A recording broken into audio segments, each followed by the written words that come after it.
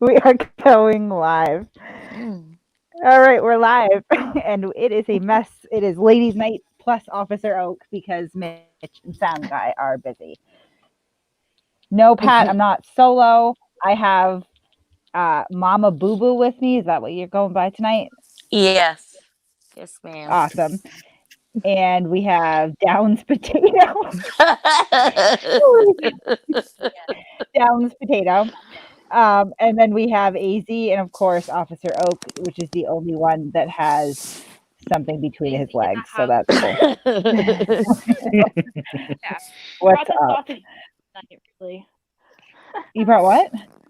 He brought the sausage to ladies' night. I see how it is. He did. He did. So yeah. It's all good. So listen, you're in with four other women. That's awesome as far as I'm concerned. So I think tonight what we're going to talk about to start off with is, did you guys hear about the ordinance that was passed in Tucson, Arizona? I did not, Yes, but no, I'm maybe. Googling it now. No, I'll put it up on the screen. It's cool. It's a pretty, this is all, we have to remember, this is all thanks to Bao, pretty much.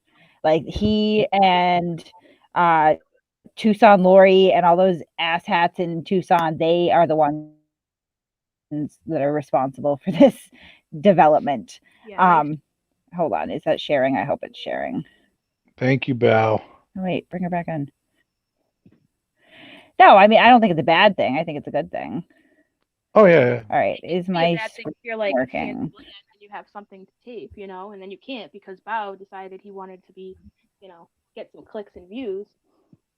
So I think it's a good thing and a bad thing.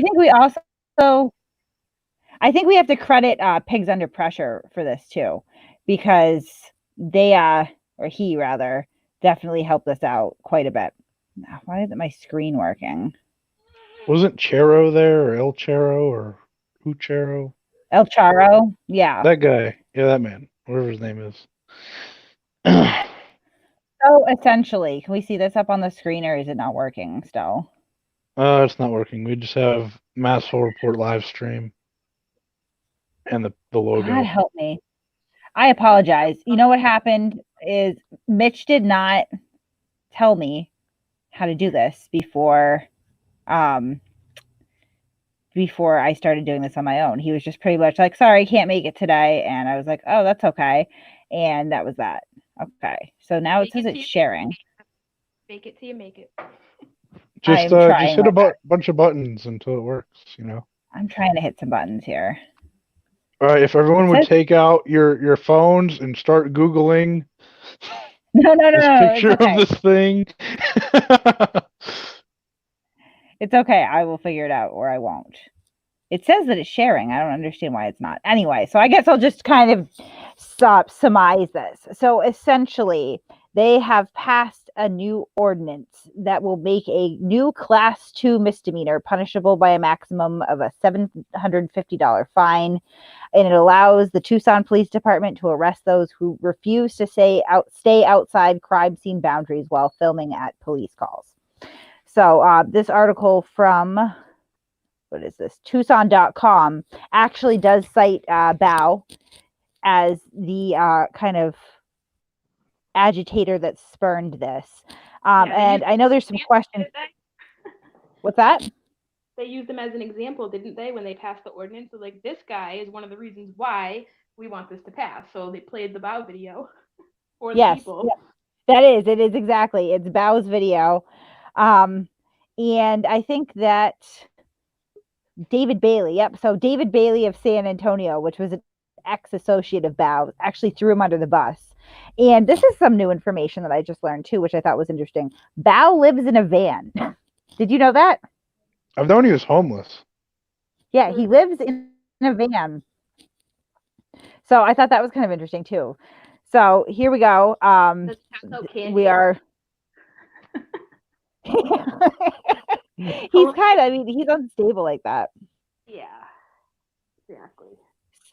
So I did think that it was interesting when I was going through the ordinance that has since been passed. They are very explicitly stating that if you stay behind the crime scene lines and you don't interfere with police activities or obstruct what they're trying to do, that's still lawful. That's okay. So essentially, it's if you cross these police lines and you start making a disturbance and you obstruct the officer's duty, that you can be arrested and subjected to a $750 fine. So what do you guys think? Constitutional? I'm a little confused on that, because what constitutes like you know, an investigation going on? So if someone gets pulled over, like that's obviously not like a crime scene, so they have every right to film that. Is that right? From a safe distance. I don't want people walking around my traffic stop while I'm trying to do it. That's like if you've Right, but is that watched what the ordinance says? Abrams. If you've watched Abrams' videos, there's one where he's fucking with a cop that's on a traffic stop, and the Right. cop winds up giving the guy a warning just so you can get the hell out of there because Abrams is fucking with him so much with his camera and just talking all this shit while he's filming him. And then they leave, and he's like, "Oh, you didn't get a ticket because of me, blah blah blah, whatever, Right, And but does crime scene tape have to be up? Like, does it have to be like a legit crime scene, or can it be a traffic stop? Like, I where think do you draw the line? I haven't read the ordinance, but I would imagine it would be something like if you cross the crime scene tape or you do this, it's applicable in both scenarios. So if you cross the crime scene tape without interfering with police officers, then you can be charged with this. If you fuck with the police officers and there is no crime scene tape, then you can still be charged with this. That's what I would imagine how it was written. Right. I'd have to read it, but that would make sense. Like, yeah, it keeps saying like crime scene, you know. So when I think crime scene, I think like, you know, an actual like murder, whatever, you know, with tape up. So I'm wondering what the difference is with that, if it counts for every kind of police involvement or just, you know, the big ones. Yeah, I mean, I think it's anywhere where they read it. mark up a crime scene, pretty much, Right. So then which makes who knows sense. about traffic? Yeah. And someone had a comment, they were like, is this just in that county? Like, or is it it's ordinance in one county, right? It's Tucson, Arizona, so it's a city ordinance. Nice. Yeah. So this is the I'm still beginning trying of to figure out this. for everybody. This is them making a difference. They're always screaming about how they're going to make a difference, and here you go. You have made a difference. You are now pushing cities and towns to make more restrictive laws. Although, like, this is kind of common sense to me. I mean, there are ordinances and laws in place anyway, like obstruction and, you know, resisting arrest and things of that nature that were already, you know, illegal. So I don't think this is like a huge jump, but it's definitely a jump regardless. Right. Yeah, the only thing is, like, you got, even in the article that I read from Tucson said, like, you know, there's a lot of people who are mad about this new ordinance because they feel like they're minorities or whatnot, and they feel like they should be the ones filming and this, that, and the other thing. And then, you know, I can't help but think of like Sandra Bland, for example, who, you know, that all went down. So are these auditors really, you know, is BOW really doing anybody any favors? No, absolutely not. Not in any way, shape, or form. Well, I mean, no, they're not doing anything good. That's for sure. They're abusing their rights and making them more restrictive. Yay.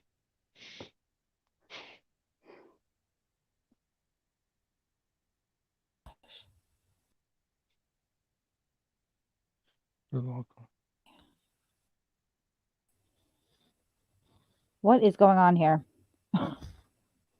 What happened? Nope. I am still trying to figure out the layout here, and it's just not working out well for me tonight. I'm so confused. I need Mitch here. So, yeah, I guess I better put in the link so that I can do that too.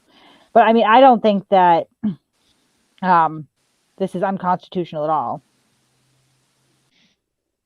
I mean, I don't understand why. I wish we had someone here who thought that right now, honestly, because I'd like to hear the rationale. I've only heard like rumblings about it. Of course, it's all First Amendment auditors that tend to think that it's unconstitutional, most likely because, you know, they want to be able to film,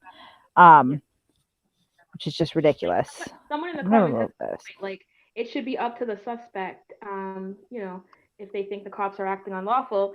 and it should be up to their discretion to record, not a false activist. So that's a really good point, because you have an outside party coming in, then yeah, they could get arrested. But like, let's say you're the one getting pulled over and you're the one filming, or you're the one at the crime scene and you're the one filming. Like, I don't think. I mean, see, that's the thing. That's why there's so many gray areas with this, because you don't really know who gets to film and who doesn't. Is it just the outside quote unquote auditors that are, frowned upon from filming? I would imagine so. Because I mean, if you're going ahead, no, go ahead. I was saying I would imagine it's just the outside people who have nothing to do with the scene. I mean, if you're the person in the vehicle that got pulled over, you're the person who's the victim of a crime or the subject of a crime, then you've got a right to film whatever interaction you have. But if you're the guy that's filming from the outside, that there's no reason that you have to be there or that you need to inject yourself in any situation, and you want to stand there like an asshole with your cell phone out, you can do that from a safe distance to where I know that I'm safe and the victim and the subjects are safe from whatever you may be planning on doing. Mm-hmm. Well, Right. people who are on live PD and they're getting filmed, they choose not to be filmed, so their faces get blurred out. So there has to be some sort of privacy that even if you're just getting pulled over for speeding, you're allowed to have that privacy. That's Mhm. something I'm Not according surprised. to Josh Abrams, you're not. Well, Right. no, not according to Josh Abrams, but I honestly don't care what he If thinks. my eyes can see, I can film, right? Isn't that what he says? Yeah, whatever I can see with my eyes, I can film. They're talking about, more for the public buildings, how they determine restricted areas. One thing that I am surprised that doesn't come up more with this stuff, and maybe it's just because people don't understand, there are likeness laws that could go into place here. Like what? Likeness I laws? mean, Is that what you said?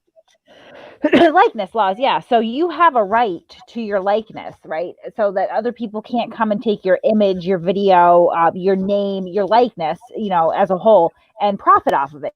Can't have, commercial ventures, which is why in like live PD or a lot of these shows that are, professionally done commercial ventures, you have to sign a waiver, right? And you have to agree, consent. Otherwise, you could go back and it's not criminal, but there could be civil remedies. So I'm surprised where a lot of these YouTube videos obviously are commercial ventures that more people don't go after them if they don't want their likeness used.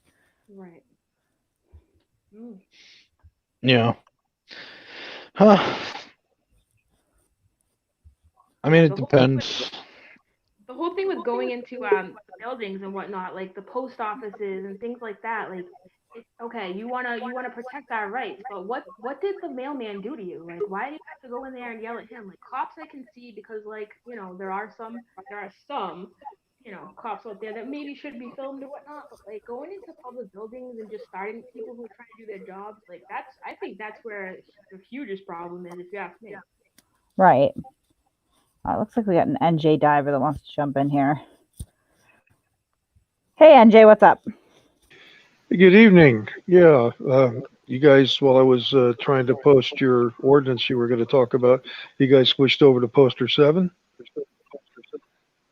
Oh God, no! We didn't go over to poster 7, did we? I don't want to go over to poster 7. Said something about, I'm so sick of poster 7. No, go ahead. We can talk about poster 7, I guess. No, As long just as, quickly. Rogue Nation. Yeah, just quickly. There's a section in poster 7. There's a section in the Code of Federal Regulations that the post office promulgated and had passed, and there's another one. I can't remember exactly what group did it, but that CFR is based on. It's another CFR. It basically says, yeah, you can go in there and photograph and videotape, but as soon as someone tells you to stop, you got to stop. Oh yeah, no, Oh, I was yeah. talking more about the actual likeness laws that exist, right, civilly. But yeah, I mean, oh God, poster 7. Yeah, I mean, Well, it's backed up by the Code of Federal Regulations, which are basically right. laws. They're codes that define what the federal code, which is a general law, says. Congress passes the main law, and then each agency that law either creates and or authorizes is enabled by the Code of Federal Regulations to write their own regulations to govern their job and their properties. Right, right. The VA has their own, Post Office has their own, Social Security Administration has their own. I mean, the next step for Poster 7 is to evolve it into what the Social Security Administration uses. Inside the vestibules of every one of their buildings, there are nice large signs telling you in more than one language that you cannot record once you pass that next door.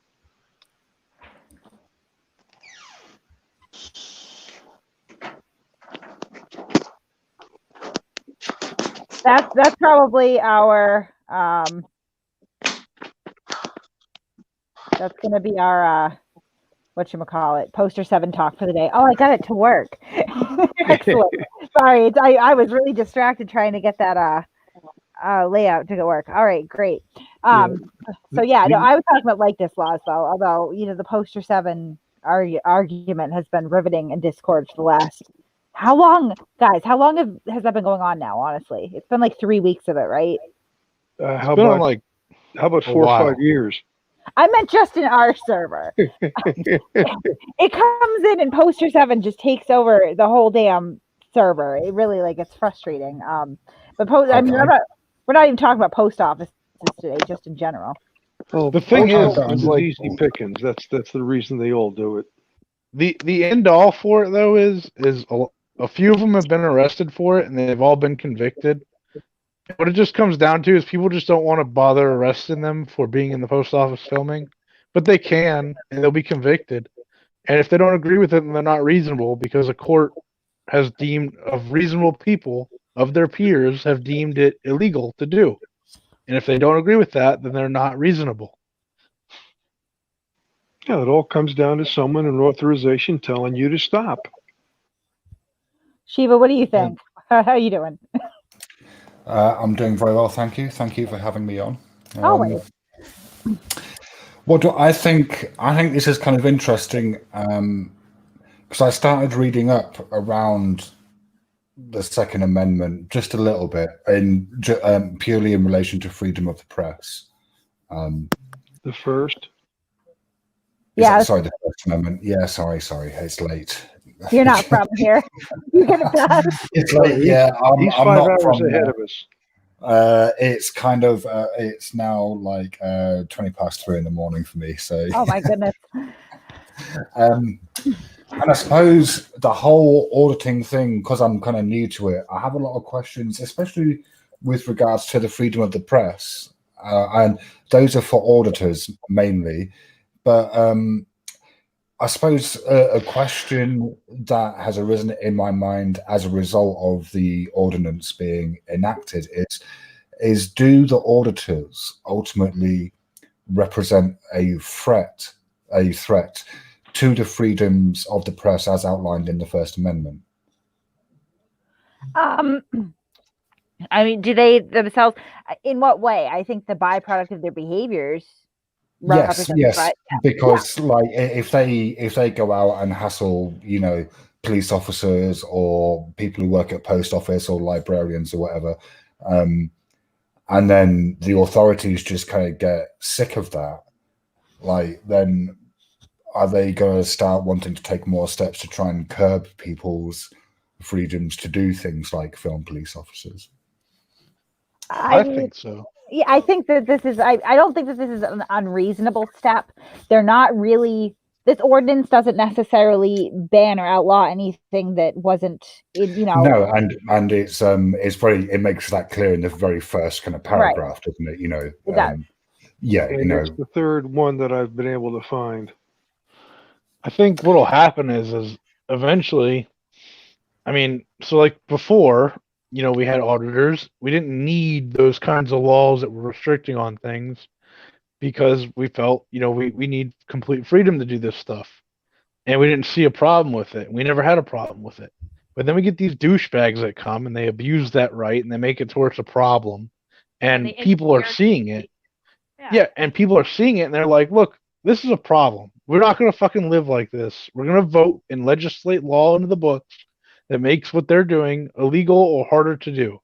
And then it's going to take away rights from people that could use them, which I guess it really doesn't, it's not going to make much of a difference for people who, make millions of dollars making actual news instead of just, some douchebag with a camera. Right. But it might have an effect on me if I want to take a picture of like a state building or something like that. I don't know. It may not. As But, long as the person getting in trouble can still film, I don't see why there'd be an issue. I can see how an outside impeding an investigation would be an issue. So I absolutely agree with it. I don't think it's the first step to take any rights away that we, should have. I think it's definitely reasonable. I think that depends how you're looking at it, because I think that the fact that they even had to kind of outline and clarify these kind of, common sense guidelines and laws and rules here is concerning, because it was kind of implicit to begin with, right? But if this behavior becomes synonymous with filming the police, that's when we start to walk towards a situation to where, yes, there could be more restrictive laws put in place that start to infringe on our constitutional rights. So, I mean, it really depends, I think, where they go with this ordinance and how it, how these auditors abide by it, right? Because if they're going to continue to exercise these behaviors, and they're going to fight back against this, and they're going to continue to cross those police lines, they're going to continue to berate the police, and they're going to continue to interfere with investigations, that's a slippery slope, in my opinion. Yeah, I mean, like, we don't live in 1776 anymore. I hate to tell you, but our constitutional rights have already been infringed on. We can't have fully automatics. We can't have silencers. Well, we can, but we got to go through a huge process to get them. And some states can't ever have them. I mean, our Second Amendment's already been limited due to douchebags doing, unethical things with the Second Amendment. When's the First Amendment going to get fucked because these assholes want to go around being dickheads? And I mean, the very fact that we're discussing amendments, even though they're very difficult to enact, I mean, the fact that they're amendments to the Constitution suggests that they certainly can be changed. Yeah, there's something fluid and connotated with the word amendment, right? Like, well, yeah, because it means to change something, doesn't it? Because you're amending something that already exists. Yeah.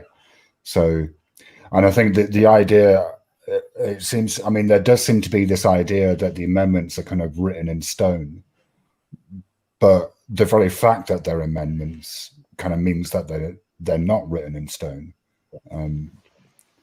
Did you read the one about how to amend the Constitution? No, I would imagine that's a very lengthy and arduous process. Yeah, beyond that, my friend. Yeah, like, I'm not suggesting that if the government wanted to change the First Amendment, that it would be an easy or straightforward thing to do, or even desirable. Like, I'm certainly not suggesting that, but just that, it is possible. And I think as someone who's maybe looking at it from the outside, where we don't have a kind of constitutional document like that, and we don't have those kind of rights enshrined in law.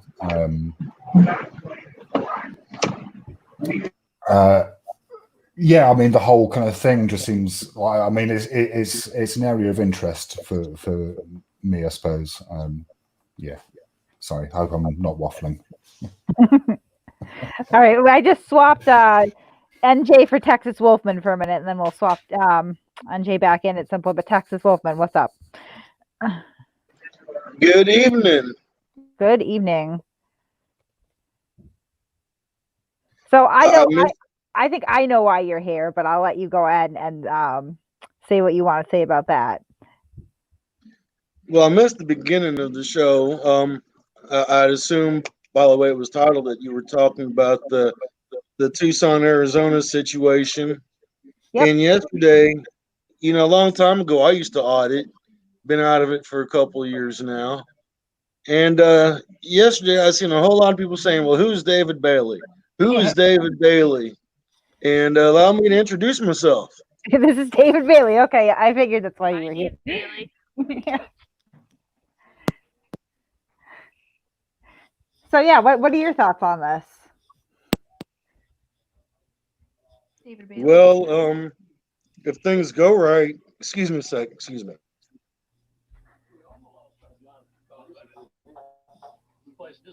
I had an hour and a half conversation with the lady. We talked about auditors, sovereign citizens. Excuse me, is a bad time. She might be doing, because she is in Arizona. She's gonna talk it over with her editor and see if she can be putting something out on our friend Chauncey as well.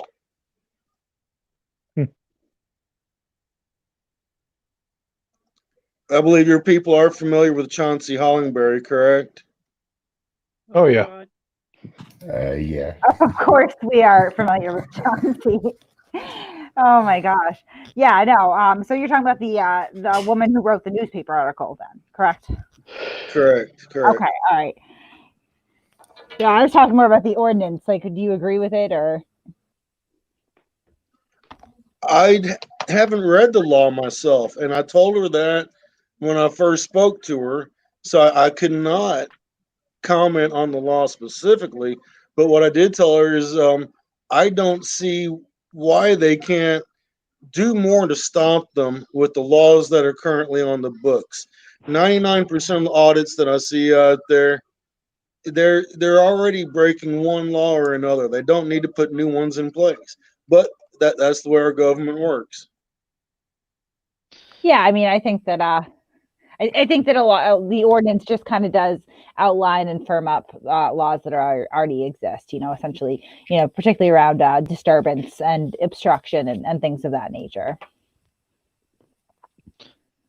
Yeah, there's a lot that, go ahead. Hi, George. I think where that comes in is if you read the law word for word, and you apply that in that way, like disorderly conduct or obstruction, you can apply it to a lot of things, and you could arrest everybody pretty much, for whatever one reason or another. Someone that just gets a little agitated could be described as tumultuous or using fighting words or whatever. And if you read it word for word, it's very easily to make that arrest. And you could, but I mean, it's not really the spirit of the law.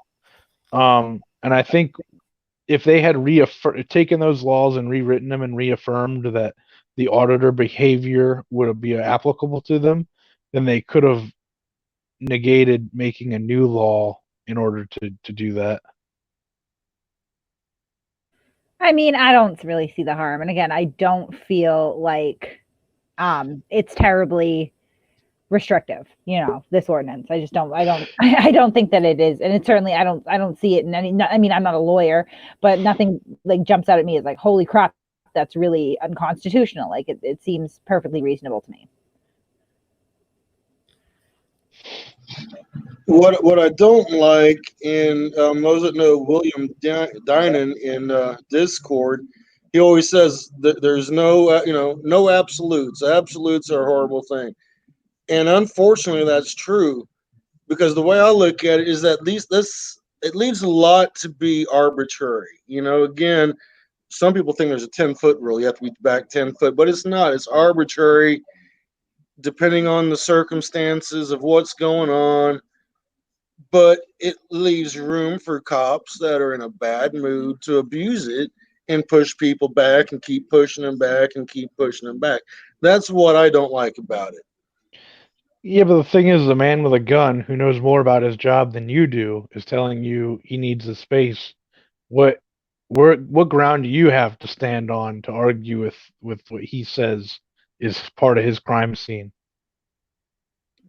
I agree. They 90% of the time, probably, here I am throwing out numbers, but they don't ever know what's going on with these stops.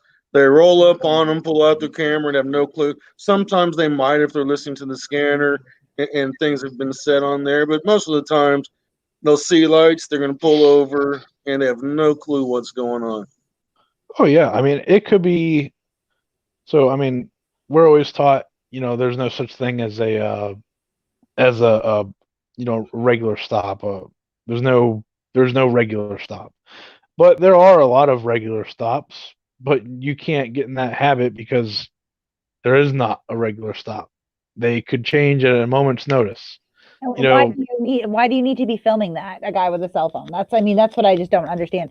Not only for the officer's safety and the integrity of the scene, anything else going on, but maybe, just maybe, if I'm getting pulled over and I know that my license is suspended and I'm about to get hauled out in cuffs, I don't want you to film me and put me on YouTube. Right. There's a video Josh Abrams took of some guy I think he got pulled over for DUI, and they're doing field sobriety on him. I think it was in Florida. And Josh, if he had just shut his fucking mouth and watched the guy do the field sobriety, he could have actually helped that guy maybe if he had a case. Because if you don't do it word for word, the reason why they call it standardized field sobriety testing is because it's standardized. It has to be done a very specific way and explained a very specific way. If Josh had shut his fucking mouth and watched the SFSTs being performed, he could have helped that guy. But no, Josh wanted to move around, and he got a little bit of the field sobriety, and then he fucked with the cops some. So he's really doing nothing. Word in change. Thank you, Unchained. What's that? I was just thanking Unchained. We try to make a habit of thanking people who do super chats. So thank you, Unchained. Oh. That's all. Okay, we have Ron M in the background here too that wants to come in. The thing that's happening, and people don't normally see it because it's not really out there in the news, this one just happens to be, there are other towns that have changed their ordinances and filed resolutions because either of auditors, and in another case it was a argument over putting a free newspaper in their within their town hall. The interesting part about it is both the ordinance and the resolution that these two towns did will hold up in court because they went to either a constitutional lawyer or they did to a lawyer that knows about it, and the way they wrote it is exactly the way the Supreme Court made their decisions. And whereas this ordinance doesn't really go that far because it can't, because there's no way to predict where the stops or where the police are going to be involved. The other two deal strictly with municipal property. But this is the influence that this auditing community is starting to have. Right. Their behavior is influencing municipalities to pass these types of ordinances.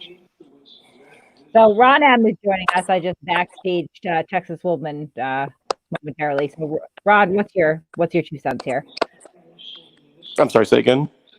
Oh, Texas Wolfman has left the building. Thank you for coming on, Texas Wolfman. So how you doing, Ron? Good, yourself? Good. So what do you think about all this? The one thing that everyone seems to overlook is the police do not care about videotaping. They care when they detract from the attention of what's going on around them. Right. Oh yeah, definitely.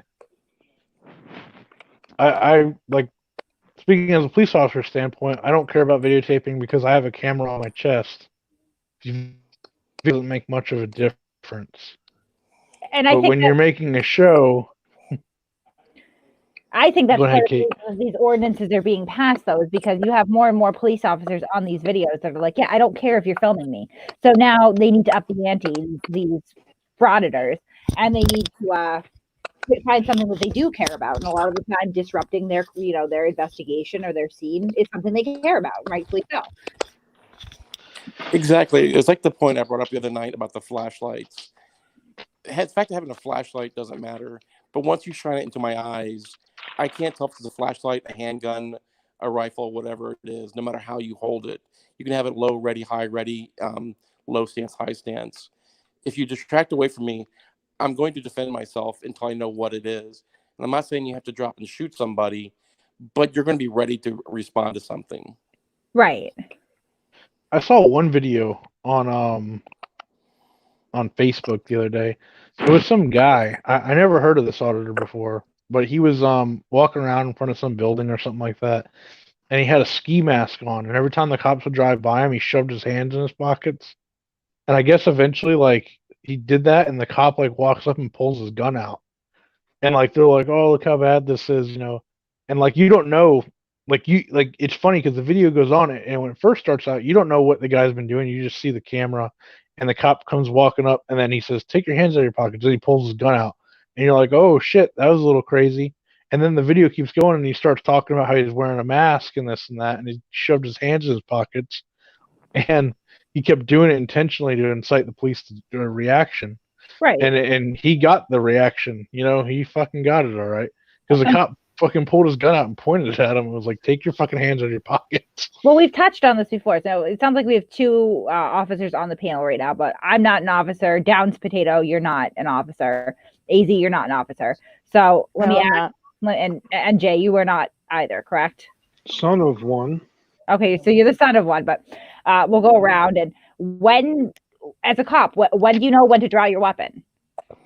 When I feel I need to.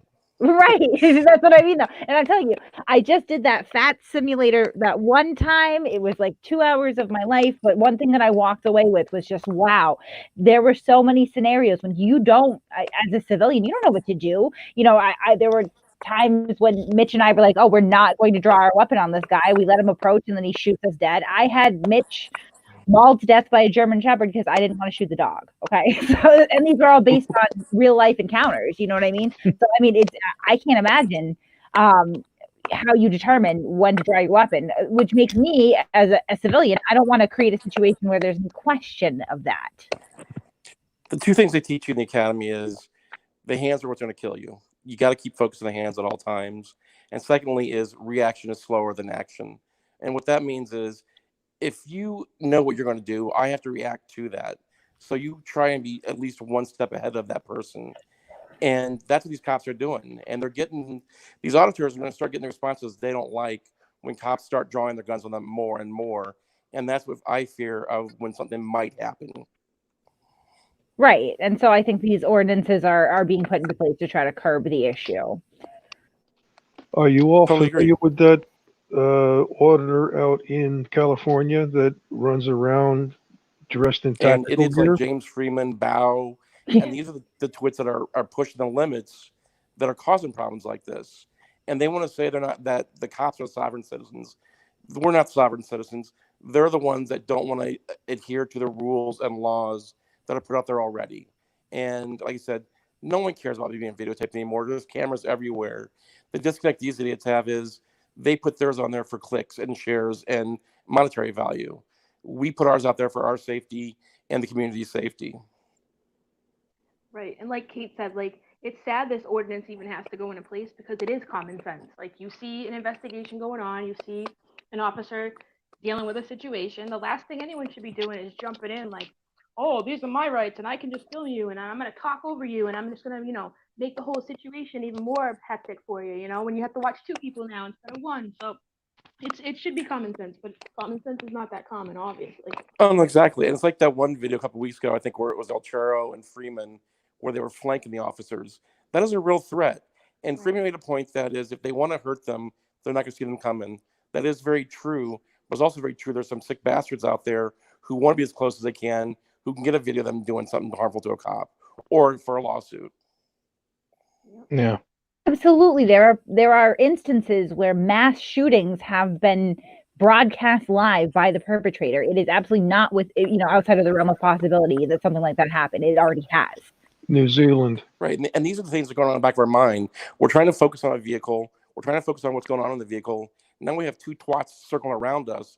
What are these two idiots doing now? Yeah. It definitely raises the your radar there. You don't know, it escalates the entire situation from what it needs to be. If you could focus on what's going on, then you can feel more safe with what's going on in the car, because you can see more. But if you got to focus on two people or two different locations because you got these guys over here causing a ruckus, then it just makes the whole thing a lot harder, and it puts everyone at more risk. Now, News Right, Now what it New makes me England. think- Oh, sorry, go ahead. Yeah, one of the worst things Let I me jump see in real quick is to News Now England. Yeah. You, It makes me think of this time. It makes me think of this time that I was pulled over. News Now England, you're an idiot. I mean, it's that simple. You don't have the right. Fight it in court, not on the streets. Now that we, If we have to respond to what right, your and that's actions exactly are. what I was going to say. What? Mm-hmm. Yep, I got pulled over one time and I was trying to justify myself to the officer, and I was like, "What this and that?" And then he's like, "Miss, I'm standing out here in the middle of the road, risking my life to give you this ticket. I'm not about to listen to you, give me every excuse in the book." And I thought about it. I'm like, "Oh, okay, I get it now." You know what I mean? So they're already putting themselves at risk. Right. You arbitrate in court, not in the middle of a traffic stop. And News Now, what he's responding to is News Now England is saying, or News New England, I'm sorry, is saying when the cop pulls the gun on the auditor for no reason and the auditor blows him away, you have the right to defend yourself also, which is insane. Mm-hmm. Yeah. And that's what I was talking about before about the flashlights. That's my concern. What's going to be prompting this stuff? Because trust me, if I have my gun out already and you make an overt movement for something that I can't tell, I promise you're going to lose that battle. I'm already one step ahead of you. And how do you determine News New England? What is quote unquote no reason? Just the fact that you would say that, do you think that makes anyone feel comfortable that you're going to go out on audits now with that sort of attitude? You're the one who gets to arbitrate and decide what's no reason? the worst of it is there's a And technology contrary to that popular belief, if a cop draws his weapon on you, it's not against the law. We don't have to write memos. We don't have to write reports. Cops draw their weapons several times a day, usually, depending on where you work at. there's technology where you don't need a flashlight. Right. Yeah. But I mean, honest to God, you go into an adversarial situation like that, you're pulling a weapon on me for no reason. I mean, I don't think that happens that often. And if it does, I mean, be smart enough to fucking save your own life. Like I said, arbitrate it in court, not on the street. Like, are you retarded? Are you all familiar It with does Laura happen Shark? for no reason, not on purpose, but it might be something that we see before the traffic stop where there's an overt movement in the car, or they might walk up and the pistol's at a low ready or behind their leg.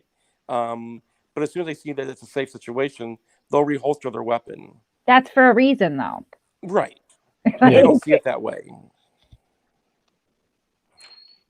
The worst of it is at night they don't need to use the flashlight. And that's my Laura fear I keep Shark's a saying, I perfect keep going example. back to, is these idiots are going to push the envelope so far where an officer is going to make a response that they're not going to be happy with, and it's going to escalate even further and further. Right. Nobody needs to lose their life over this shit. YouTube is not that serious. No. So maybe New England should come in and tell us how he feels then. You're a bunch of fools. Oh, God. News New England is like old and not going to draw his weapon quicker than a cop. I can tell you that. And we still let just anyone in. Like we let people voice their opinions, no matter how stupid I may think that they are. But I respectfully, sir, would contend that is a stupid opinion. And the thing is like these people who think, oh, for no reason and for this and that, and they're making all these comments. They don't know what our job is. They don't know what's going through our head and what we're seeing. What's plainly seen to me and other officers and can be easily explained later on, you may not see it all. And you may just be like, oh, look at this fucking asshole pulling his gun on me for no reason. That's not really the case. You may be doing something that completely sets off alarms. Well, exactly. They try to say that, officers only have 6 months of training. They don't understand that the academy 6 months. Your training's until the day you retire from that job. It never stops, whether it be law, defensive tactics, or whatever it is. Every day you're trained in something new. So it's not the fact that we go to the academy for 6 months, 4 months, whatever it is, and, oh, that's it. They give us our little badge, a little gun, and we're out in the streets. It's always ongoing. No. I learn a new lesson, at least one a day. I mean, sometimes the hard way. It is what it is. you know, not only that, but you got it's not an easy thing to do. You know, yeah, maybe 6 months, and you know, hairdressers maybe a year or whatever it is. But if I go to hairdresser school, I can guarantee you I'm probably going to become a hairdresser. You know, if I go to become a cop, the attrition rate's probably a lot higher than it is to be a hairdresser. No, it's by far more stressful too. Oh yeah, I mean, it's not for everybody. I mean, people crack under pressure. It just is what it is. People And take cops make mistakes. I mean, that poor girl in Dallas that shot the guy in his own apartment. I mean, Yeah. she made a horrible mistake. I feel for her. She went to trial. I was actually very surprised she was found guilty, but she was, and she's doing her time like she should. We Yeah. make mistakes. It's going to happen. And that's why, you know, unfortunately, these guys don't understand that there is laws out there that do protect officers, that when we do something stupid, that's looked through the eyes of an officer, not a civilian. What would another Yeah. reasonable officer do in that situation? Yeah, objective reasonableness. Correct. The I one mean- thing that people object to is qualified immunity. Well, I'm sorry. I see Gary Snow's on here, and I love his work. I like Gary Snow too. Oh, dude. He's controversial, but I like him. Oh, he is. he's hilarious. He is, and I love when he fucking harasses these guys. I'd love for him to go hold with Josh one time. I think Josh should be crying in his parents' basement. Oh, no, wrong one. Robert wants to know, why do auditors go into cop stations and try to order cops around? I would contend that that is small dick syndrome. That's just my own personal opinion. We have proof of that. It's not an opinion. Oh, that's Yeah. right. Oh, man. Thanks. Yeah, I we have seen Josh's. PTSD from that. Yeah, we all have seen, we've seen that. Yeah. His Oh, mushroom my head. eyes. That is bad.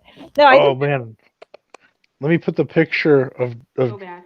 the picture of Josh showing his penis size on there. no, we can't do that. We will That get was- kicked off. No, that no, was no, my not picture his I actual, posted. not his actual penis, just him making the motion of how big it is. Oh, the little. I posted it on your Facebook page a while back, but yes, that was quite funny. Yeah, Ron, you're right on top of it. Our Facebook page is like dead all the time, but you keep it alive. Like Facebook I is try. it's not our platform. YouTube I- is. Can I just jump in and say nobody wants to see his penis? No, It's only a I mushroom. think I can speak for everyone on that. I think No, it no, is that's not. like- so. To have an aside to that question, there are 2 individual auditors that are in jail right now because they did go Okay, you into the cut out. police station armed. Who are you referring to? I can't remember their I names. thought you were They- talking, Kate. You cut out there for a second. Oh no. NJ Diver was saying there are 2 auditors that were arrested for going into a police station armed. Were they doing a Second Amendment audit? Is that what that was? Yeah, and it was quite Yeah. hilarious because they were in full tactical gear, full Oh my body God. armor, assault rifles, and wearing masks. And they want to do a FOIA request. And it did not go well. I will respond to Jerry N. We just insult News Now New England. Why that insecurity? I just think that his opinion is retarded. He's more than willing to, more than welcome, I should say, to go ahead and tell me that my opinion is retarded. I can handle that. But respectfully, I think that is a stupid statement that he made. That's all. I think we're all dumber for hearing it. Actually. Yeah, I award him no points, and may God have mercy on his soul. I love that movie. And it has no merit. I mean, that's the whole problem. If it had any merit to it, I'll debate like the situation. And I know Kate loves Poster 7, but with Rogue Nation the other night, you have to read past the first 2 sentences. Yeah. And it's like pounding your head on a concrete wall. These people don't fucking get it. Well, There's 2 Like the other- auditors that are facing charges, both federal. oh yeah. Eric Weren't they- Brandt and I can't remember his last name. Chauncey's his first name. Chauncey, whatever. Hollenberry. Yeah, he's got about 5 different names. Yeah, Dragonfire, Daddy and Master, whatever you want to like, whatever he wants to be called that week. Yeah, Weren't both there he and people already Eric- convicted? Of the Who? ones in the Eric, police yes. station? Eric, yes. Chauncey's. The guys in the police station were convicted, yes. Oh, those 2, yeah. No, I mean the post office. Crystal wants to know, why is who News Now Patrick hires as his lawyer such a secret? What are you missing? I don't know, honestly. He's Kids gone are- through more than one. Right. Like, that's anybody's guess. I don't even know. Why does he defend Earl? Why does he yell, yeah, over you whenever you ask a legitimate question? Why is he not at home with his girlfriend and new child right now? These are all questions that we cannot answer, along with the one as pertaining to his attorney. I don't know. Better question is, why is there such a large percentage of criminals in this community? Well, I think that makes sense. It's an axe to grind, right? And I think, like, after, and I know I get a lot of slack for talking to these guys, and I do talk to these guys, enough. There seems to be this, like, antisocial personality really prevalent in this community. These people that just do not believe that authority pertains to them. They are absolutely bitter and resentful of authority. You can see it in their criminal records. You can see it in their conduct now. So it just seems to be something that feeds these egos, and I suppose in a way gives them a place to fit in, right? Because these are people that otherwise would be absolutely cast out by society, and they find this niche where they're welcomed and in some cases exalted, right, for this auditing. What they don't realize is, well, you've pointed it out many times. That's why I love the way you guys report. Every one of them, almost to rephrase this, almost every one of them have a criminal history a mile long for either domestic violence, some type of assault, either that or they're the fat kid on the playground that got picked on when they were a kid, and now they're all in the basement playing Dungeons and Dragons together, and they have one fight to make. Well, I think that really goes to this kind of antisocial, narcissistic personality too. They do tend to have a lot of domestic violence or, sexual violence crimes on their records, and those are crimes of power and control, right? Yes. Yeah. And one of the things they don't realize, every one of these auditors, is how narcissistic they all are. They think every cop knows who they are. They think cops are jamming their radios or their phones. They think helicopters are out patrolling for them. It's like, dude, get over yourself. and what they don't realize is it's not the act of filming that gets them arrested. It's their behavior. Oh yeah, 100% of the time. Right. And I think a lot of the time, the criminal record, which we do highlight a lot, gets like, it really glosses over what we're trying to talk about. Because it's a piece of the puzzle. It definitely is a piece of this bigger picture, but it's not the bigger picture. You know what I mean? Like, it's right. Behavior as of right now. So you can have somebody that has a criminal record 10 miles long, and they can still be decent, productive human beings down the line. But when you look at the criminal records and then kind of put them in with their current behavior, the totality of the situation is, it's almost like a blanket rule. There are a lot more that fit the rules than there are exceptions. By far. Yeah.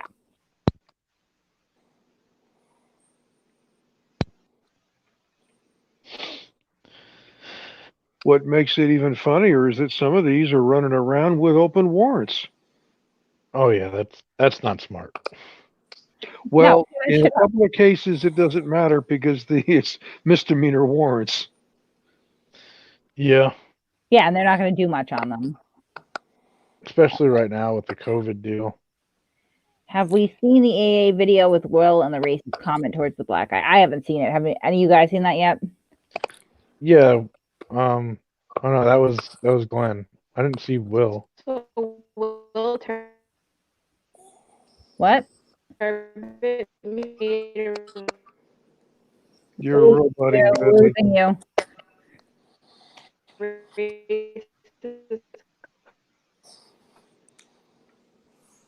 Oh, no, can't hear you. You've got a bandwidth problem. You're roboting. Yeah. You sound like Abrams at 3 a.m. after a long night of chewing on Xanny bars and yelling at the cops. I don't know. Sound like the voices.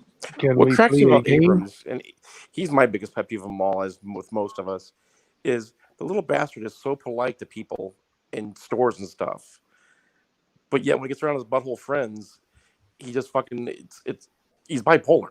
Oh no, it's a performance. He considers himself, I think, to be a performance artist. Whether he is or not, debatable. I would say not, but for him, it's an act. It's definitely an act. Right. I'm going to backstage AZ because she's laggy and see if we can fix that. And then Gary is here, so that's cool. So let me bring Gary here and Feel the free to boot me dangerous whenever part about you them need to.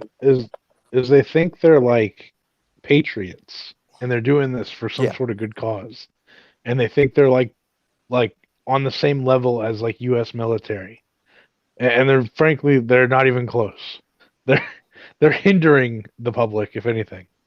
Oh yeah, I mean, yeah, and it's they forget the Constitution is we the people, not you the people, and it's for all of us, and 90% of their arguments have zero foundation.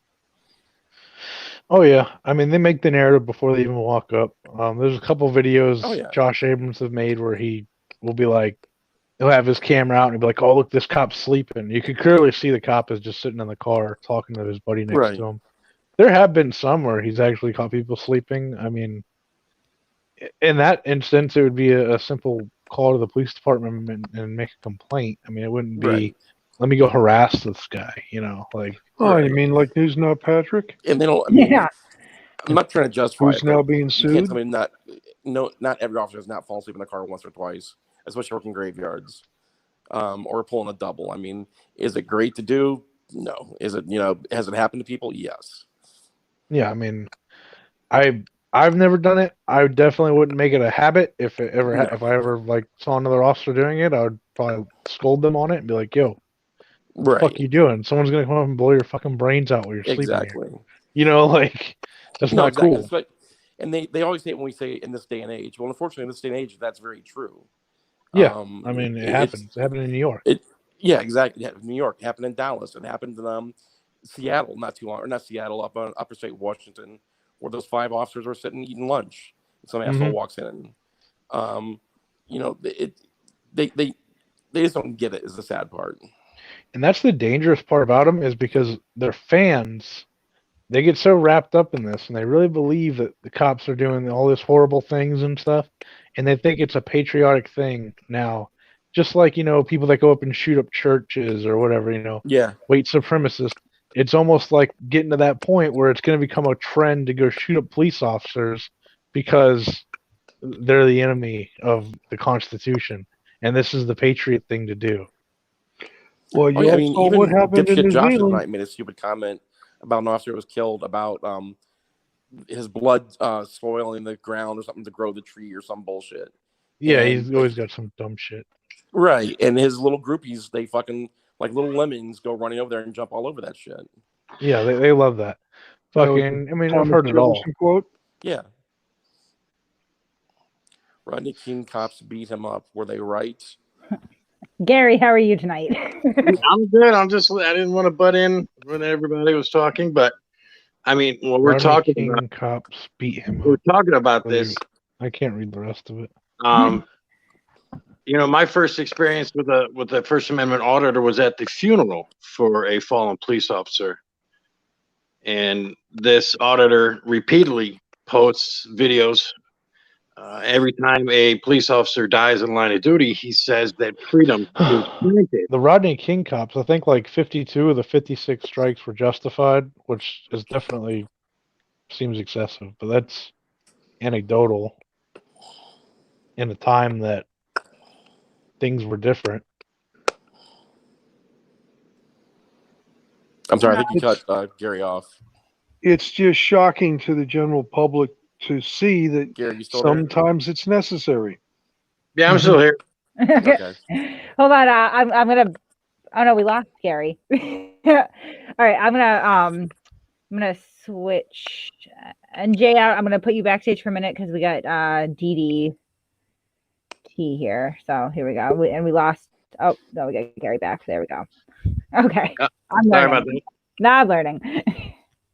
No, right. real quick, what I was saying was that, this is becoming, socially acceptable for the auditors to push the limit. When you have an auditor out here in Charlotte County who says that freedom is planted whenever a police officer dies, who openly, says that he doesn't hate all cops, but when you make that statement that freedom is planted and that this officer cannot, be a tyrant no more and wreak havoc on the community, this is the kind of mindset that these auditors have, these ex-LARPers, these Dungeons and Dragon players who just,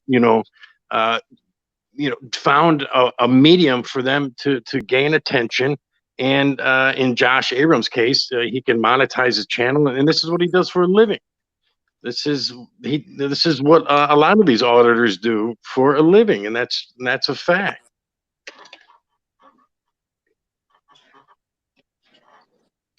I agree. I do. So DDT is with us now too. How you doing? I'm good. How are you? What's up? Good. Go on. Me personally, like I said, I never even knew what a First Amendment auditor was. I was an avid supporter of my law enforcement officers, and like I said, the first time I met one of these cop watch First Amendment auditors was at the funeral, and I just couldn't believe the audacity that this individual had. And when I started looking into him and started looking into others and just found out how they're all networked, and I'm from Chicago, and then I started seeing a lot of the people in Chicago that push the limit, that know how to walk that line and how to provoke a reaction. And being in Chicago during the Laquan McDonald shooting and the trial of Officer Jason Van Dyke, we had protests weekly. So there was a very large anti-cop movement in Chicago.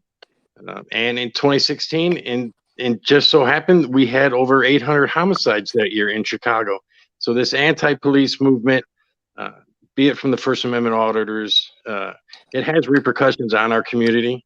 And, they can call me a cop sucker, a bootlicker, all you want. That's all they have. It's the stereotypical jargon.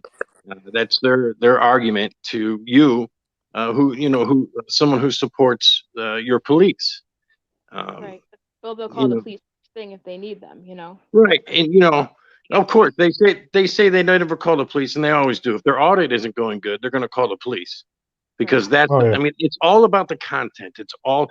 You don't see them post videos of audits that passed. They only post videos of audits that fail. And the only way they make them fail is by pushing that limit, going in there and right off the bat, like when Glenn came down to Fort Myers. They don't even know any of these cops. You're not going to hold any of these police accountable by showing up to the police station at 3 a.m. And one of them that's a local, he likes to film them and he likes to berate them for traffic infractions, doing a U-turn or not stopping at the stop sign. That's not holding a police accountable for something. For traffic violations. You're just being annoying at that point.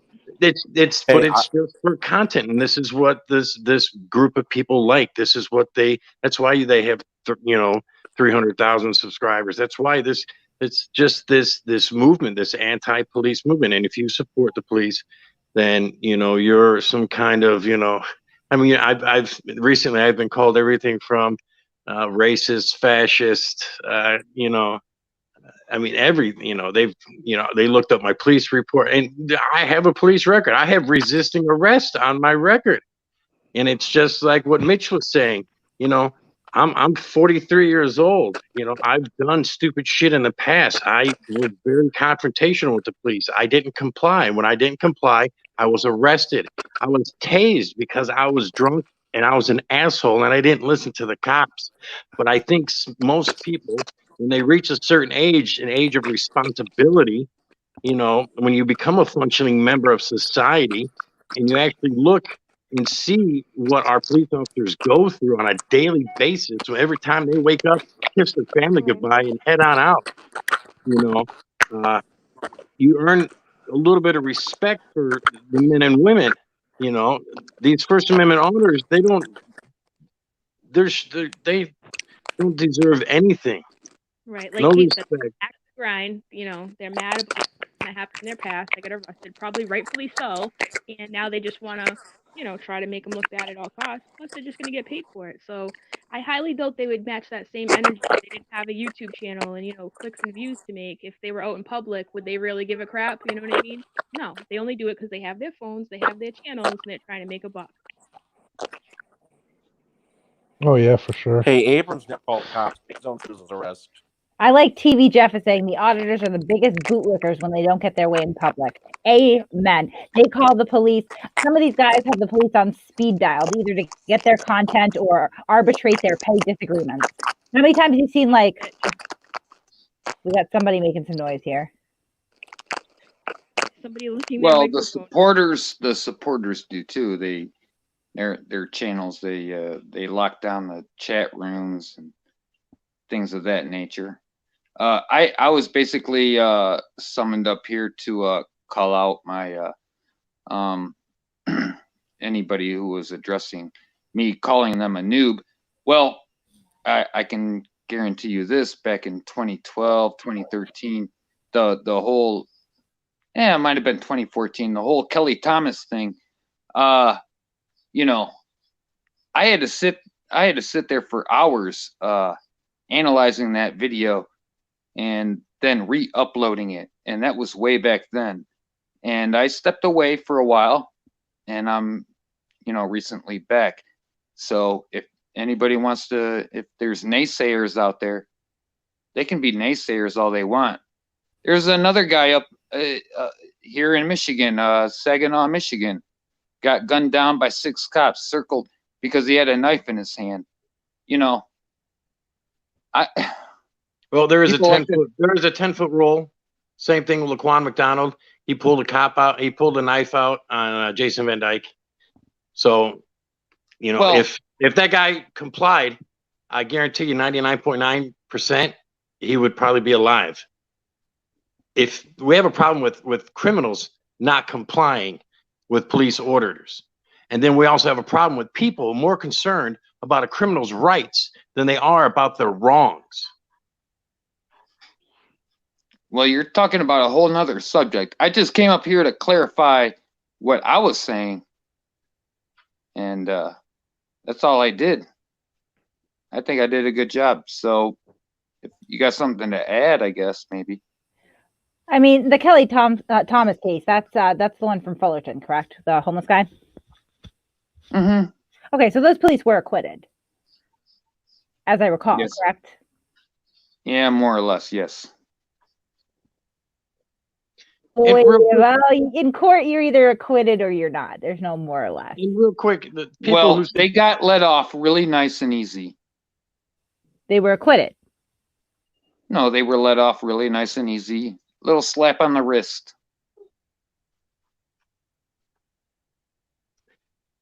I don't know. Real quick, the people who support their police officers, that doesn't mean that we aren't going to hold them accountable when they do something wrong. And the people in the streets, the citizens, we are not the judge and jury.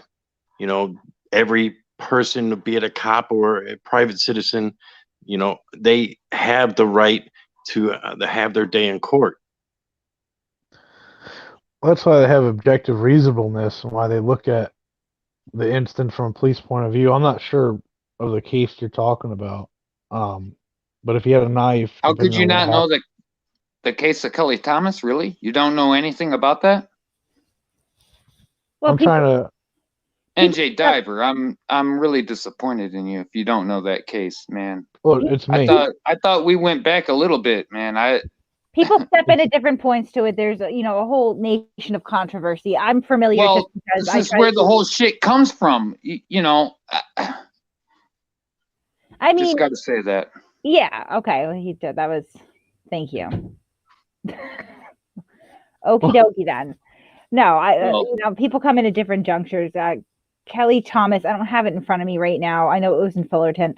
I want to say that it was 2013 or 2014. He was a homeless guy, schizophrenic. The cops beat him to death. And they were acquitted. And they were acquitted. And it really comes to a crux of whether or not it was justified. The court seemed to think so. From anything I've seen, maybe it's debatable, but I don't think that you can condemn somebody just because they're not familiar with that case, because people come in at all different junctures. Really? I mean, that's the founding of the whole kit and caboodle. What? Okay. So since that case, so let's now. Well, I've heard of it, but I don't know a whole lot about it. That was the kit and caboodle that set the whole damn shit off. Set the whole firestorm off. You guys wouldn't even be here if it wasn't for that case. Really? I don't think.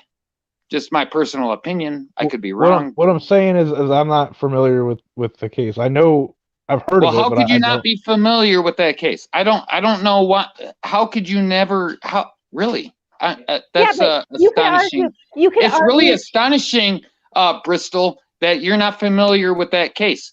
No, I'm not familiar with It the is. case.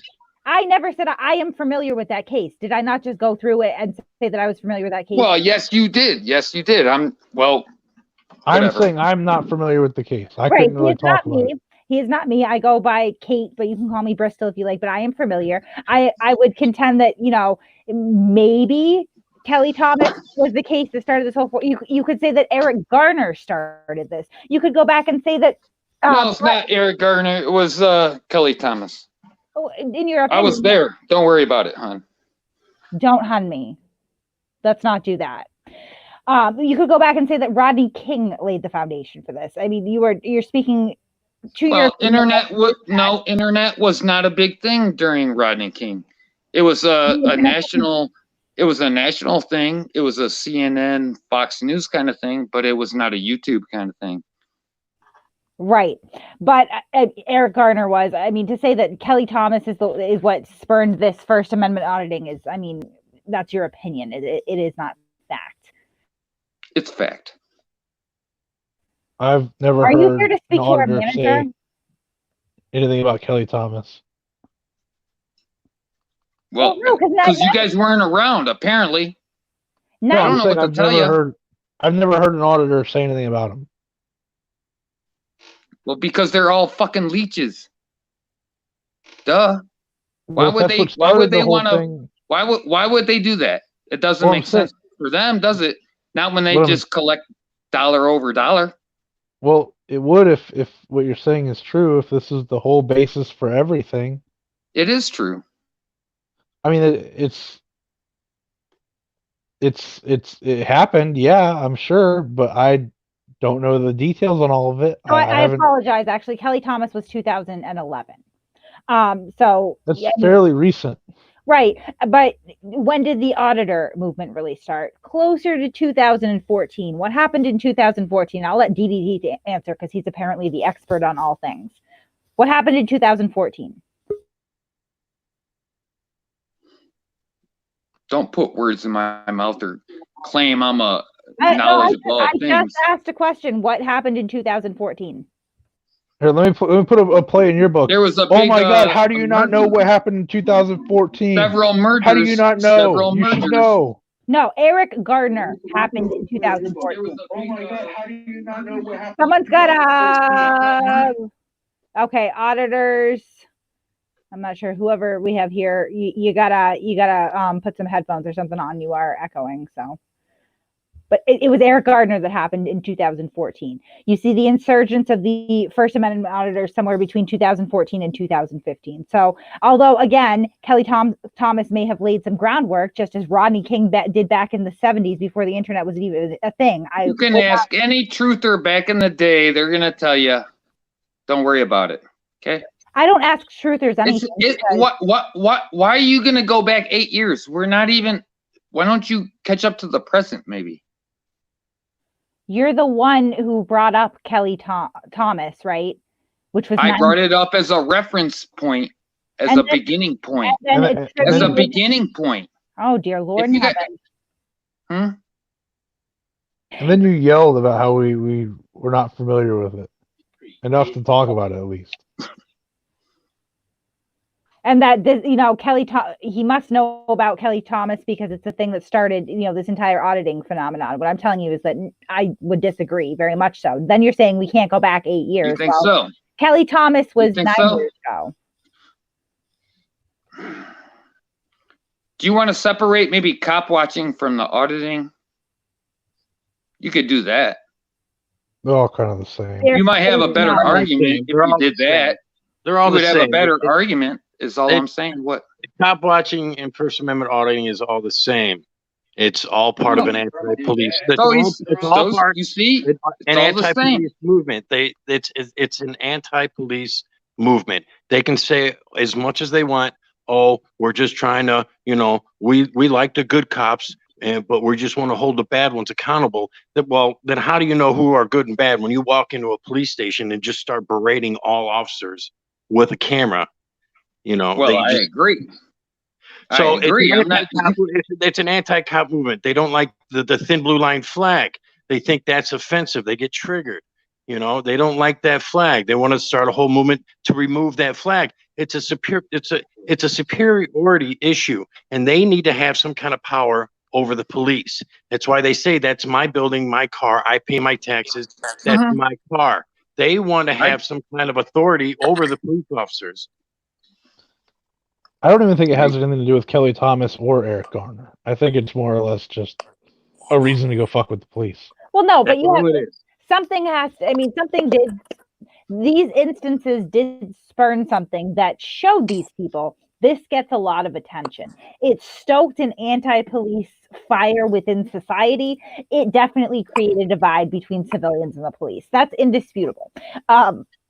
If you were going to, say that this one instance is what kicked the whole thing off, like DDT is trying to do here, then congratulations, you're a fucking moron. I don't think you could pinpoint. I'm a moron, really. What? Because I said that? No, that was the case. Because apparently you were not on the YouTubes back in 2012, 2014. I don't know what to tell you there, hon. Hun me one more time. You're the one who's up here yelling conjecture. It's not conjecture. Do you even know what that word means? Personally, I started with the George Zimmerman fucking case in Orlando. All right, I'm gonna bounce off of this shit show. Fuck it. Bye, Felicia. See you later. Yep. Felicia. Yeah. Good luck with that. Felicia. Okay, thanks for this episode of Triggered Tuesday. He kind of reminded me of Emo. He was getting a little emotional there. Yeah, really, if you're just going to come up here and scream your, conjecture at us and then call me hun, yeah, you're probably not going to get very far. We let them go, though. We always let people go here. I get it. He's passionate about Kelly, but Well, and these are the Kelly Thomas case was disturbing. The facts of the case were disturbing. At one point, the guy is screaming, "I'm sorry, I can't breathe. Please stop." They beat him to death.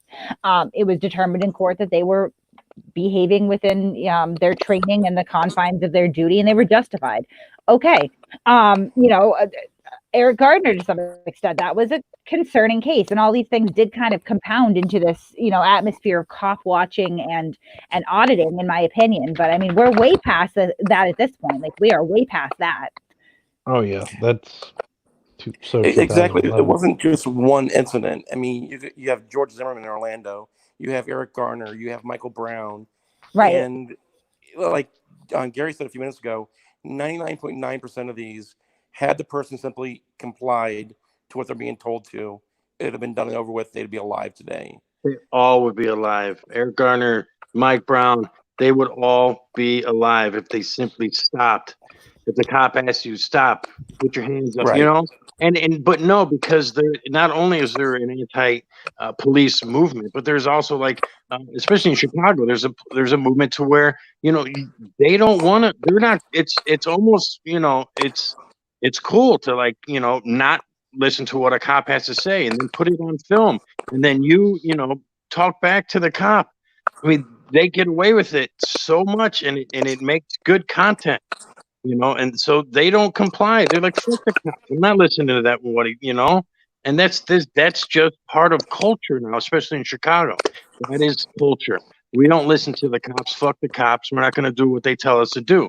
Well, you know what happens? You get shot when you don't listen, when you're running from the police, and it's dark outside and you grab something out of your pants, be it a phone or whatever. The police don't know. They're trained. I'm not a police officer, but so I'm just, going by what I've read about and learned. But, if they didn't run, if they just complied, I guarantee you they would be alive right now. But they don't want to go to jail. They don't want to, if they have anything on them that's illegal, they don't want, they're going to do whatever they want to do to get away from the police. And subsequently, some of them end up getting shot.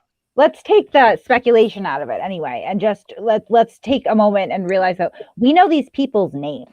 Okay, we can cite these individual cases, right? Go to a country where police brutality and living under a police state is the norm, and tell me how many names they can name off. They can't anymore because they're not isolated incidents. You know, they're not remarkable anymore. It's just the norm. That's not how we live here. No.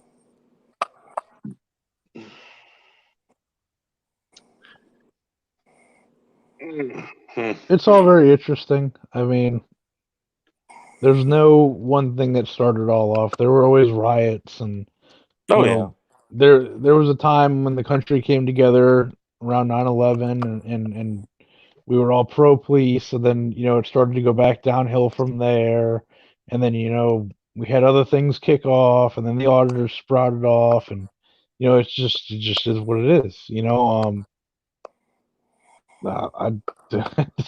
Well, you just had several movements. You had the Black Lives Matter movement that, you know, spurned a lot of these other, you know, First Amendment auditors, and just it's this basic anti police. It's a movement, but like I said, it's also a culture in Chicago. yeah, Black Panthers back in the day. I mean, Well, That and was that, back in the 60s. I mean, well, but you know what? Yeah, I know, and that's the Black Panthers. Yeah, and that was a big thing in Chicago too. But you know, when people ask me why I shot that flag, well, because those colors represent a new movement called the New Black Panther Party, which is twice as bad as the original Black Panther Party. The yeah. Black Panther Party, even though they were anti-cop, they were very pro-black community, pro-black business. You know, bringing the black community and raising it. But the new Black Panther Party is just a racist hate group, and like, you know, I just don't care for as far as racist. I don't discriminate what color these racists are. I stand up to all of them. And most of these racists, they hate cops because they think cops are racist as well. And I support police, which is a multiracial organization. So you know, when I see people in Chicago chanting CPD, KKK, killing our kids every day, you know, I just find it hypocritical when, you know, most of the shootings in Chicago, it's not the police, it's, you know, it's the south and west sides of Chicago. The kids are killing themselves. Well, I'm sorry, but if DDT calls me hun in the comments one more time, I'm gonna find him and pop him in the mouth. Dear God. Apparently, Black lives only matter when police take them. You know. You know, I try to stay away from that argument altogether because, like, no, I mean, anytime if someone's shot by the police and it could have been avoided, it's sad. It's a tragedy. Anytime that an officer is killed in the line of duty, it's a tragedy. Anytime that you go out with your cell phone camera and tell a cop that he's a, you know, wife beating pig, you are absolutely not remedying any of these situations. You're doing absolutely no good. You're not helping anything. And since 2012, since 2011, since, you know, what that gentleman was saying, that this whole First Amendment auditing started, you know, things have changed. The way police officers have been trained. There's been you know, I'm sure, you know, there's just been, like in Chicago, we have the Citizen Review Board. I mean, there's a lot of things that have changed since these officer-involved shootings become very publicized. Which, you know, back in the day, Chicago was very corrupt, and it's still corrupt today. I mean, just in general, I disagree with DDT's assertion that we can, you know, pin it on one thing. Yeah, this is ground zero. Yeah, right. Yeah, this is the cause to everything, you know.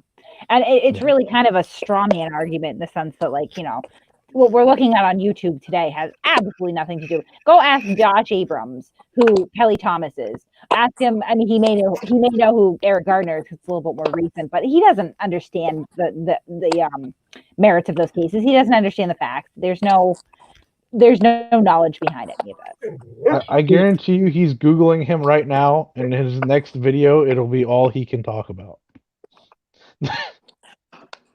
Regarding can the any of TV you, Jeff 74, cops will tell you there's no such thing as a routine call. There is no such thing as a routine call. I'm not sure why No. that's scary to you. No, I mean, if you guys were here for my story I gave, what was it, 2 weeks ago? I mean, that was not a routine call. One could think that.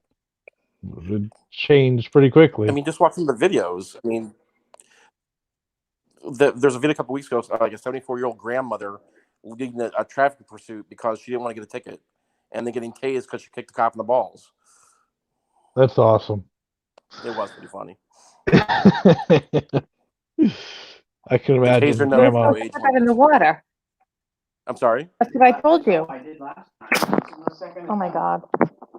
One of my favorite of Gary's is, and I have to ask Gary a question, is yeah, why did you visit Ian McGuire in jail? I didn't. So what I like to do is I like to flip the script. So a lot of these First Amendment auditors, they'll use they'll say that they're freelance journalists. We're all journalists. I'm a reporter. You know, they all make badges and say, you know, Right. press passes. They put them in lanyards and they walk around, and that's, you know, that's what gives them the right to go around and just film anything, anytime, anywhere. Because anybody can be a freelance journalist. So I wanted to, since Ian was in jail and no one has talked to him, I wanted to see if I could visit him in jail, and I was going to do an interview with him. But and I never visited anybody in jail before, and so I thought it was the old school plexiglass type thing, you know, with the phone. Yeah. And now it's Yeah. just video conferencing. So Right. you're not allowed to video record if you go in there. It's like just a video conferencing type thing. So if anybody, you can go into the jail and say, hey, I want to visit this guy, and they'll say your name, and they'll give you a date and a time you can pick, and you pick one, and even if you don't go, it's still on the record that you at least Signed wanted up for it. Yeah. Okay. So if you go, yeah. So I thought I just wanted to hear. I still want to hear Ian's side of the story because you still don't know. You know, he's going to be facing federal charges pretty soon. So nobody's going to know really his side of the story. So I see Tucson police suck is in the comments. Tucson police suck. I just want to congratulate you on your new city ordinance. Good work, sir. Yep. You really showed us. Now you lost rights. You guys Well, wanted to make it. Yeah, you wanted to make a change down there. Congratulations, you have. What did they change in Tucson? Thanks to them, there's a new city ordinance that is going to crack down on them interfering with police investigations. Well, in Charlotte County with Ian McGuire and the other gentleman, they passed a city ordinance where you're not allowed to film in any of the government or public buildings. So it'll be really of all the interesting. auditors or auditors out there, I think Ian McGuire probably is one of the scariest mentally. Mentally, he is. I think he really was going to be the next mass shooter in your area. When I sat there and watched the FBI raided his house, it was, you know, I'm a huge supporter of the Second Amendment. You know, I have lots of guns myself, but in Ian's case, you know, this stalking injunction that was placed upon him, I didn't know the amount of guns that Ian had in his house. He had over, I think it was like 15 handguns and about 15 rifles. But he literally was. I mean, he made his own ammo. He was smelting it of lead. He had guns everywhere in his house. Yeah, we have a video touching on that coming out this week, actually. Yeah. So, I mean, that case that opened up to, you know, I just knew this guy who hated cops. He wore a sign around his neck that said, you know, there were some officers in Orlando that got shot and killed. He wore three Orlando officers shot and killed. God bless the shooter. He would wear these signs and then go stand out in front of the police station and say, well, this is my First Amendment right. I can wear this sign. But he would record the interactions between people going in and out of the police station. And even the media caught on. And, you know, they even had a psychiatrist that said, you know, this guy has mental problems. Yeah. I mean, there's more things about Ian. You know, he actually shot a guy in the back that he said was trying to break into his home. So if this guy was running away, Ian shot him, paralyzed the guy. And Ian's father also, I'm doing air quotes, committed suicide in that house that he was living in. And Well, those Gary, were have you all of his, watched? those Have were you all of watched his that interview? father's guns that he had. Have you watched the interview with the victim of that shooting? No, I did not. Basically, what happened was they were friends from his Mhm. previous job, and Ian shot him in the back once, and the guy went down. Apparently, hit his spine, and Mhm. then he followed him out in the yard and shot him 3 more times while he was yelling at him.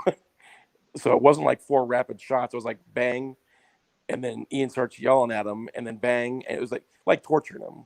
Right. Yeah, I mean, he was very, very scary. No, And what's I funny mean, is, to me, Alice is what pushed him over the edge. That little old lady. I think well, that's when and he really snapped. yeah, well, and she didn't do anything wrong. I mean, this lady was No. literally scared. You know, she came to me and said, "Hey, you know, can you come to my court cases because he keeps showing up with this camera?" And I said, "Yes, of course, I will come." And when Ian showed up, I would at least try to divert Ian away from her, because you know he didn't care. Even at the court cases for stalking, he brought his camera and was stalking her and filming her. I mean, he wasn't going to stop. And when they started pulling all those guns out and then thousands and thousands of rounds of ammunition, I mean, he literally could have been the next, you know, mass shooter. And I mean, this is why. And as far as like his mental capacity and like what you're saying, like, you know, him shooting that one guy and then walking up, you know, he's going to face federal charges because of what he was mailing, Alice. He was mailing, he mailed a dead kitten to Alice. Yeah. And And they feces did like a little, like an autopsy on the cat, and they found out that its tail was broken and its head was smashed in. So Ian literally took the cat by its tail and beat its head in, put it in a box, and mailed it to the lady. So this is a sick individual. This is and he had a large following, following of people, First Amendment auditors that loved what he was doing. You know what I mean? They loved it.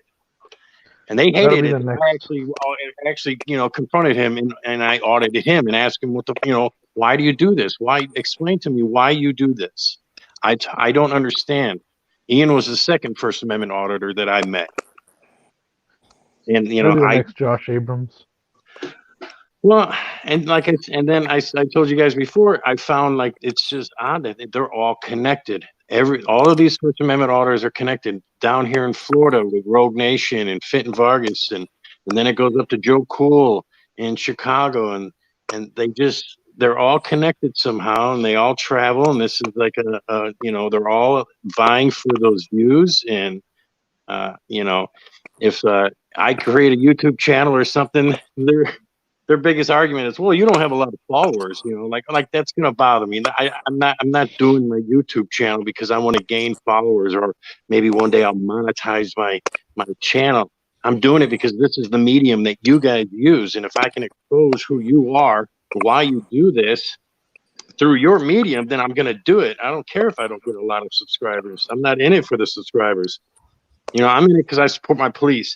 And these auditors go after the police because they're easy, soft targets, because cops can't react, especially if there's a camera in their face. The police can't react. I can react. I'm not a cop. So I can react. I can follow them and I can audit them and I can ask them questions and I can be a freelance journalist and I can do a report on cop watchers who come into my town and harass people. You know, I can go and do an interview with Ian McGuire if he ever gets out of jail one day. You know, I'm going to interview Alice after this is over. I already asked her if I could. I would love to hear her whole story about, you know, what he was mailing her and just the kind of, you know, mentality Ian had. And I think there's a lot of First Amendment auditors out there that have this same kind of mentality and need to be exposed. And I think it's great. I mean, it goes back to what someone was saying earlier about police training's changed. You're right. They go up to police officers because they know they can't respond. And, you know, we have to bite our tongues, and that's fine. You know, and then it's the walk of shame. You know, it's not the walk of shame. It's walking away from an idiot. Exactly. Right. Yeah. Well, I think we're going to wrap it up if we have any last minute thoughts before we kill this stream. Anyone in the comments or panel? No. Well, Mr. DDT was wrong. Yeah, Yeah. he usually is. Now, you go back to the First Circuit Court of Appeals. That case began in October 1st of 2007, 13 years ago. That's when it began. It didn't get, the decision didn't come out until 2011. But if he wants to get down to it, that's one of the first cop watchers. Sorry for what, T-Jeff? Yeah, no, I don't think that was the most constructive thing he could have ever done. But fine, you want to come on and argue it? We'll argue it. Yeah, I didn't get that. I mean, there's a lot of things that could have kicked off a lot of things, and I don't think that was one of them. I mean, I'm sure it was a nail in the wall, but I don't think it was. I don't think it was the wall. Right. No, there's been 5 other court decisions favorable to the recorder since. Of I course, think Eric Garner would have been like the main one of all of them.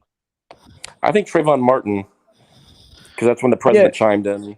Yeah, but that wasn't a cop. No, but he thought he was a cop, and people still, because he was neighborhood watch. Zimmerman's a fucking retard, also. I mean, it's Florida. We had another. Florida has a stand your ground law. Right. So we had a shooting just recently at a and it was the same kind of guy carried, and he was provoking reaction from somebody. And I actually think that this guy just wanted to shoot somebody. So that was in Port Richey, wasn't it? The guy at the gas station. Yeah. But that guy was nuts also. Yeah. Yes, I mean he started an argument, and the guy walked up to him, and he was looking to shoot somebody. He was trying to provoke a reaction so that he could use stand your ground as a defense. But and I believe that guy was found guilty, which he should have. Yeah, he was found guilty. The only thing that got Zimmerman off was he had injuries on him. Yeah. And he got beat up by a 15-year-old, which sucks. But I mean, you don't have to shoot a kid. No. I mean, yeah. So there's a lot of things. There's a lot of things that are wrong, and First Amendment auditing is not going to solve any of it. Right. No. Okay, it's just a fact. I'll put it right there. No one's going to be held accountable. It's not going to solve anything. Come on, Josh has had a judge fired and 17 cops fired. It's going to happen. What's that? Josh has had a judge fired and 17 people arrested. I mean, it's going to make a difference. Yeah, already, yeah. So, but what, I think judge did Josh have fired? He didn't. No, it didn't happen. It didn't. It literally didn't. It did not happen. It literally did not happen. There's no Supreme Court case that was ever decided with his name on it. He was loosely involved with those protesters' arrests. He was not one of the people that was, his arrest was not being litigated by the district attorney's office. He was somebody that they decided needed to stay in jail regardless. He was never exonerated or anything. He lies a lot. Yeah. I've been arrested for protesting. So, Yeah. But anyway, so I think the moral of the story tonight is we like the Tucson new city ordinance. It's common sense, kind of already existed anyway. Glad they cleared it up. DDT is an idiot, and we don't feel like there is one crux to the auditor movement, which isn't helping anything anyway. So on that note, thank you guys for joining. Thank you for having me. It was a pleasure for a change. Thank you. Thank you for having us. And y'all take care. All right, we'll call it a night. Thanks, guys, for tuning in. It's a pleasure as always. We'll be back on Sunday, and hopefully Mitch will be back so that it'll be a little bit more organized, because I don't really understand this StreamYard thing. So everybody have a good night. Good night. All right, bye.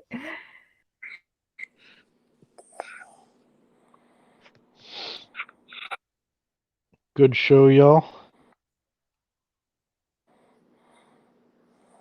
Very much. Thank you very much for having me on.